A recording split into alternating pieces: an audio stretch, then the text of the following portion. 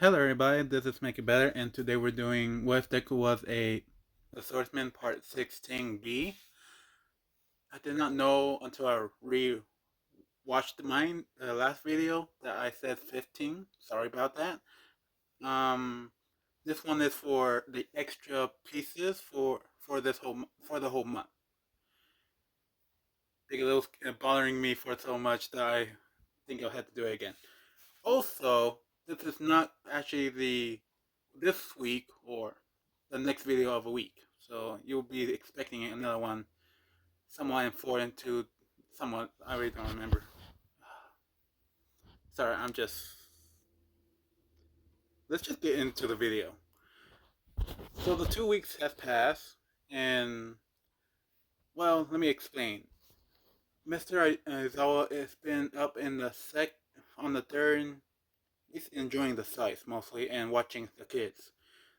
The third, the second, and the first stage. Since he's a teacher, he's been up to all of them and scoping out, just making sure it's safe for Eri to be there.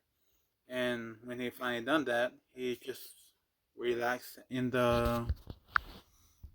basically in these. It's so breathtaking for him to watch all of this, and he just walks along in them. He followed the direction for sure and not get lost. He doesn't want to be one of his problem child being the problem. Now with President Mike, sorry, with President Mike, he's still down at the fourth level, training the four students that were stuck there because they didn't pass the requirements. Now President Mike will be giving them the extra lessons that Aizawa did in the fourth arc. So, and Aizawa, well, President Mike asked Aizawa if there will be a redo test and see if they'll be able to go up higher. Aizawa was gonna say no, but he run it by the head mistress. And the head mistress believes this will be a good idea or project or something like that. I can't think of the word. But she run it by Zuko and see what he thinks. Because it does Zuko's technically gonna be like the next head. Technically. Not really. Since he's getting up to the levels. Zuko talks to his friend after the day. And this already 2 weeks past, he's on the Saturday, and about to be Sunday. And he asked everybody about their days and how things were going. First, the first stage people, basically Momo and Todoroki, they're enjoying it very well. The the second stage people, they're enjoying it as well. They would like to see up higher, but they just have some comments about that. The third stage people are enjoying the training they're getting and learning more about the forest itself, and they would like to go up there and see more. And the fourth stage, they just are complaining most of the time, saying how unfair it is that they're not able to go any higher but over at the village. So Zuko takes it in and said, so, guys, if I do the same test to you again, would you be able to pass it? And depending on the grades, same thing as last time, you'll be changing up and getting up to the next stage. You guys will cool with that? The the fourth, the third stages say yes for sure. The third, the second, and first are they're thinking about it. And Todoroki actually asked, so Midoriya, Zuko said yes. What do we get if we get grade 100%? Zuko thinks about it. Guess that's a good question because you basically see everything up on the top. Oh my god, I think I found an idea. I'm not sure if I should show this or not. Okay. I'll run it by my I'll run it by my headmistress, but if you do get a perfect score completely, you will learn one of our family secrets, and you must take this to the grave. And Zuko like walks away and start calling his grandma. Now the classroom is excited that they're gonna get to learn one of the Demon Slayer's family secrets that no one knows about. Hakukure is now very much motivated because she wants to know all the gossip and now a family secret. Ayama, he doesn't really care. He's good with where he is at. Manila would love to see the girls in the third stage and how the headmistress look. Cero, he also wants to see what um, the headmistress will look like as well, and maybe get that extra question. So the conversation is gone like that for the whole night, up till 2, and the lights out because everybody was getting tired to that point. Now the next day comes up. Aizawa and President Mike give them a room, separate rooms for each themselves. The girls in one, the boys in another, and gave them papers. But this time it's the questions are worded differently, but we'll have to have the same answer. And the order of these questions are also different for no way there can be cheating. And sadly, one person tried to cheat, and they're gonna stay at the fourth floor.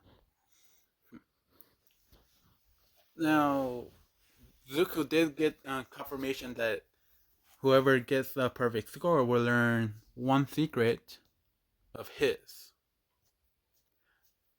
Yep, of his secret, not the family secret. But they don't know that. They just hear secret, secret, secret, secret. The papers come in, everybody's getting graded, and Hakakure, Ayama, and Koda, they have graduated from fourth to third stage. Basically, everybody on the third stage is up to second stage. I mean, yeah. But Momo, no, Momo actually stayed in the first stage. She did not go higher. It was Todoroki. He got a perfect score. Now Zuko sees this, ask, and we'll tell everybody who went up and not, and he did. And he was surprised to say, Momo, you have stayed. Oh my, what was that? Sorry about that. Uh, Stayed in class first stage. You have not gone higher. Sorry. But Todoroki, you have made a perfect score. And with that, you have been given the permission to learn one of our secrets. But there was a twist. And everybody kind of are now a little bit more mad that there's a twist to the secret. Zuko tells them to please leave, and he's going to have a conversation with Todoroki. They do, begrudgingly, they do. And Momo actually asks Zuko where's Eri at. She wants to talk with her. And Zuko just gave her the directions to it. basically up at with the mistress. Now let's go to Zuko and Toroki's talk. Zuko asks Todoroki what exactly kind of secret you want to hear. You want something long, no use for anybody, but just knowing the secret is strong. Or you want something very secretive where you can use it for benefit. Todoroki really just want to know Zuko's how did he train. So, so Todoroki said, so I don't care for any of that. I will want to know is how did you train for to become this strong? Zuko said, "Oh, huh. I, hmm. I they have done the little travel of how Zuko's day life was." Zuko explained that to him. So Shoto said, "Yeah, but that didn't explain how strong you are now." Zuko said, "Oh, um, I can just take you to the dojo, or not from the third stage, the first stage." And Toroki agrees to this, and Zuko's taking him up there. To the time up there, we're moving to the scene of Eri, headmistress, and Momo. Momo is getting up there, but the headmistress and Eri is talking. And basically, the headmistress is explaining the history, basically the show of Demon Slayer to Eri. How the headmistress had a brother who was just as strong as Zuko, but had one fighting style. Have you ever seen the blade ever turning red? Very, ex- very excited, saying, "Yeah, it was so cool. It was so pretty too. It looked like fire." And the headmistress, Kanchako, said, "Yes." Now, he did not create that style. It was our fathers. He never teach us it, but how he danced in the snow, it was like no other. And her brother took that, used it as a fighting to fight with on the sword, and learned that it was the fire dance, the sword style. And with that, he became the strongest member of the Demon Slayers compared to the other eight. And well, there is a curse behind it, but I'm not sure if Zuko will have this or not. But he never showed any signs of this. So, Eri, uh, there is one request, and I believe you can keep it. Would you please keep this promise? Eri is getting a little scared and start.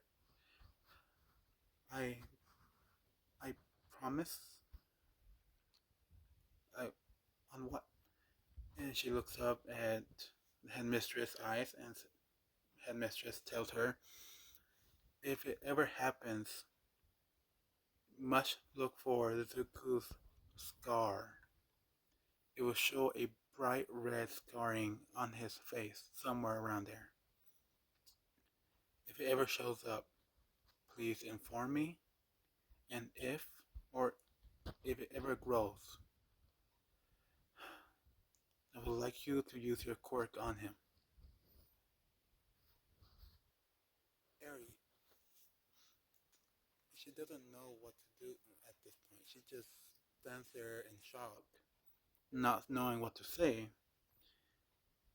And Momo is on the front door, hearing all of this since the walls are very thick. And she's trying to open the door, but she wants to hear more of this. And Eri breaks the silence and said, what if I can't control my quirk? What if I go too far? And the headmistress tells her it's better going too far back than going forward. The curse itself is very unique and very hard to. Let me stop there. You can come in now. Momo was a little surprised that she knew, and walked right through, and with tears in her eyes. And Momo was about to say, "Is it true?" And the headmistress tells her it is true. So please, when you see a scar on him, I'm sure it's gonna be shown on his face, but it might show up somewhere else. Please notify me immediately. In scene. Going to Shoto and Zuko going up to the mountain. Now they're up at Zoro, a dojo. And it's kind of small. 100 by 100 feet. The dojo size. I say that's good size. Zuko showed him in. And Shoto's very shocked to see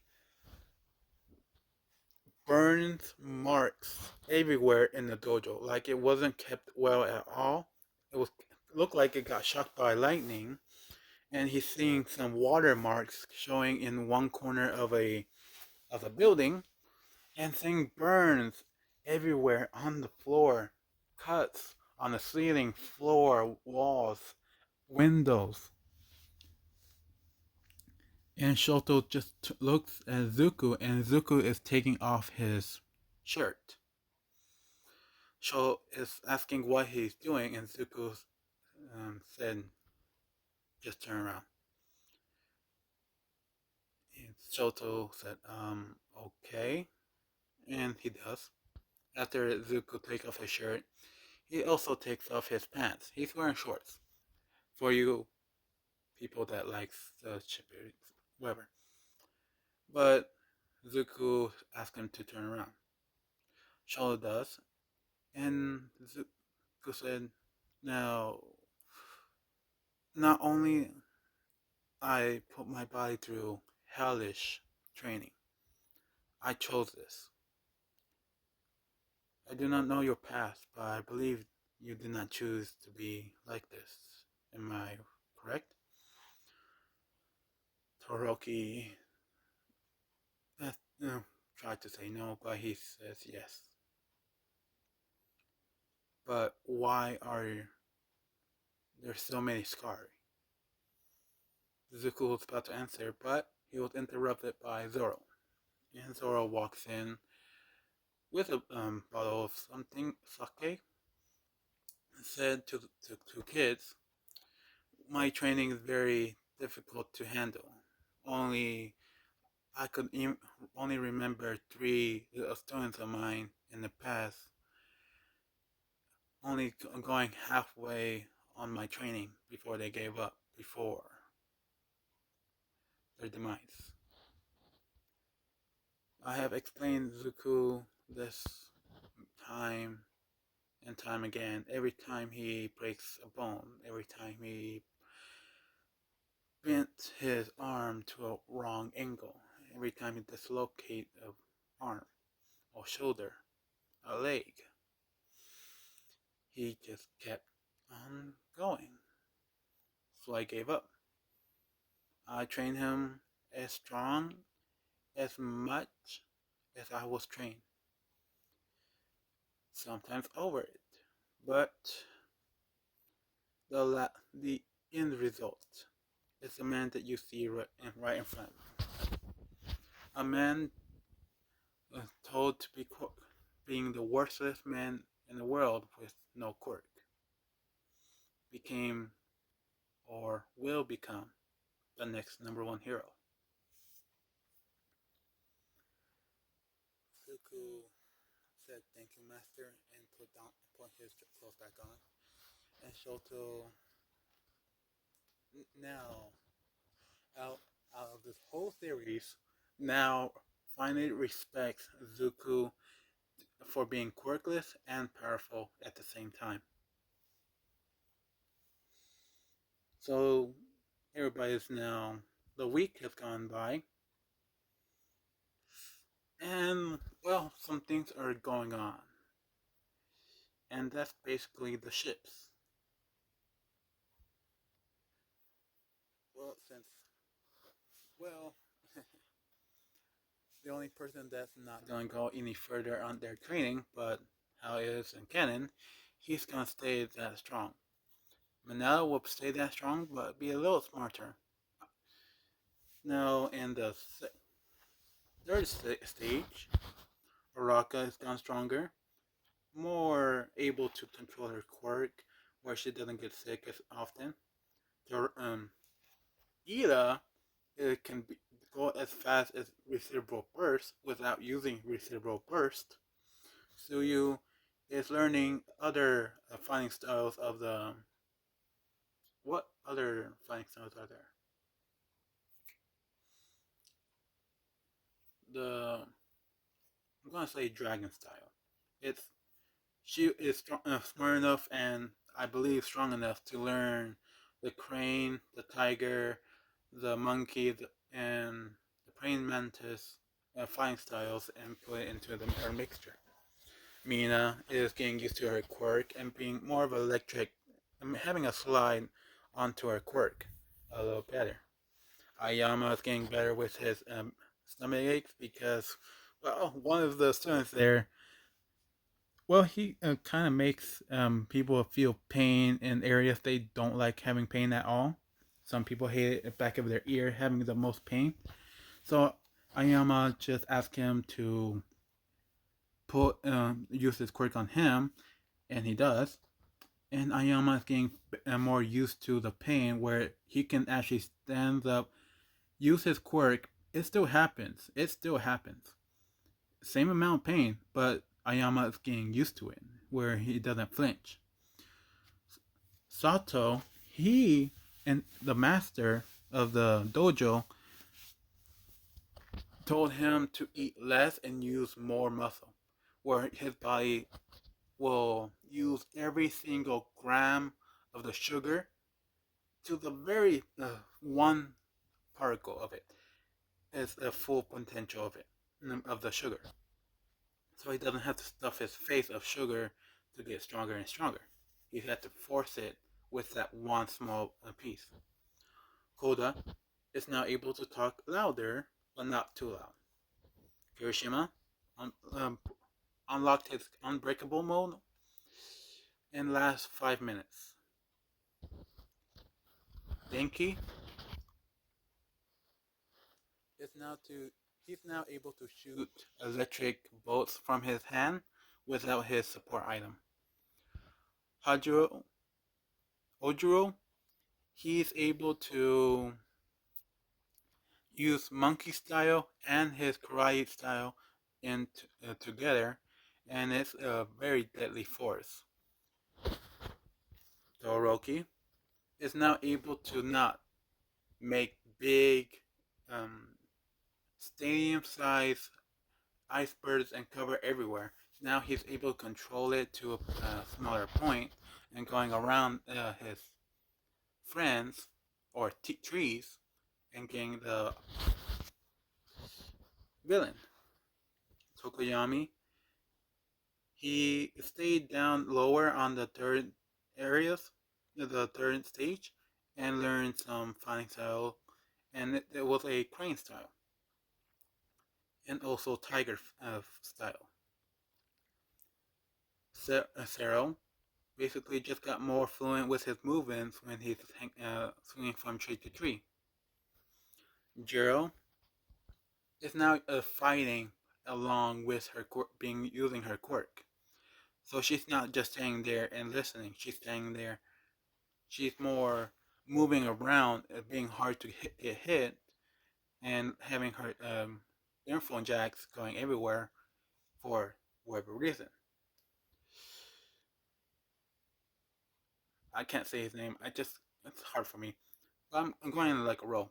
But the guy with 6 arms, he's